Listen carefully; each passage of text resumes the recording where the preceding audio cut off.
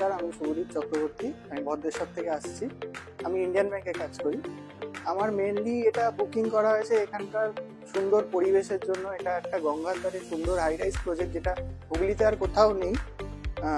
আর এখানকার সুন্দর আমার সব থেকে ভালো লেগেছে মাঝখানে পোডিয়ামটা, যেখানটা সন্ধেবেলা আমরা ওয়াকিং জগিং করতে পারবো আফটার দ্য ওয়ার্ক।